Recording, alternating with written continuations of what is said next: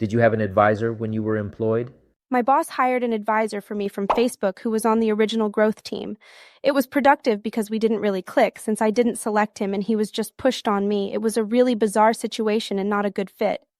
When I joined Reforge, I had access to a network of other operators at my level or higher who provided additional data points and acted as my advisory network. While growing up to the VP level, I didn't have formal advising relationships, but I had this network in Reforge that I could ask any question and they would give me insightful answers. This network shortened my path to success, and I attribute much of my success to it. I had a unique first mover's advantage because I was part of the initial circle at Reforge that formed the company, which is very hard to do now. However, I drew from others like Casey Winters, whom I could ping for advice anytime. Even if I didn't agree with his answer, I had additional data points from him and how Pinterest thought about the same issue. That was incredibly valuable.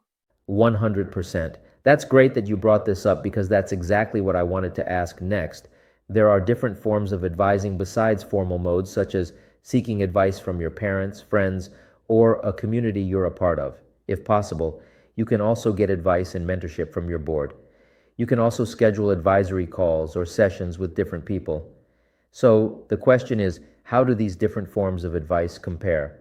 For example, having a committed formal growth advisor versus having a couple of calls per week with different people to brainstorm different issues and get new ideas flowing.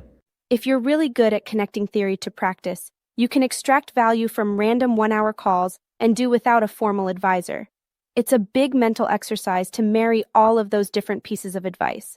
In contrast, a formal advisor knows the context in detail and offers advice local to your business.